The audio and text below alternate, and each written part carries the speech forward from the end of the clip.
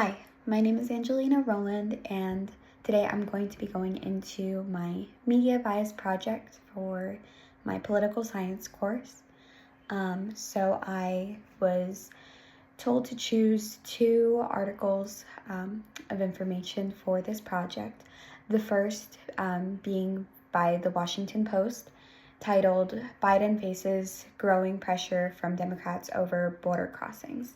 So this article in specific went into how there is a lot of criticism, or there was a lot of criticism in the Democratic Party towards Biden's approach to immigration policies and his negligence to address the overpopulation in shelters, and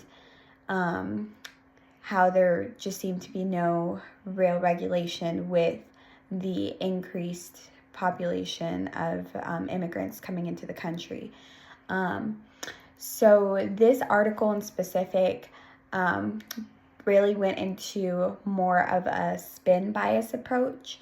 So it utilized word choices to really just emotionally get into the topic and target the reader's feelings of frustration, and to basically just inflict that sort of tone into the article.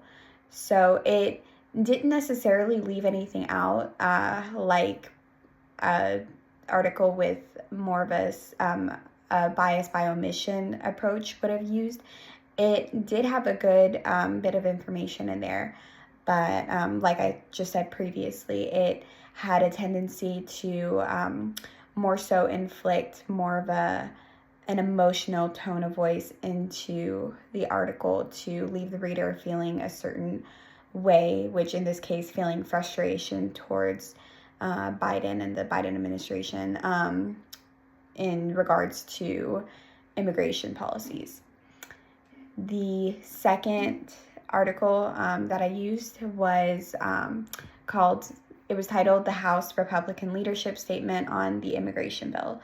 So this was more so, this article more so just went into different things that several Democratic political members had said regarding the Biden administration and their approach towards the immigration policy. It was very clear, though, that there was a lot of gaps in information. So that led me to believe that this particular form of media bias was bias by omission. So there were a lot of gaps, and this was, again, to inflict a sort of feeling into the reader of how this particular form of media wanted the reader to basically feel about this topic.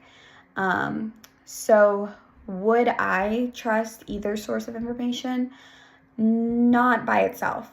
And that is what I put in the conclusion of my assignment here, was how crucial it is to really just observe multiple forms of just research and knowledge in order to gain a better understanding and be able to make more just knowledgeable decisions in general, whether that's voting or speaking with friends or family members about political views. It's very important to get multiple sources of information, as opposed to just looking towards one form of information, as most media sources nowadays tend to be more biased.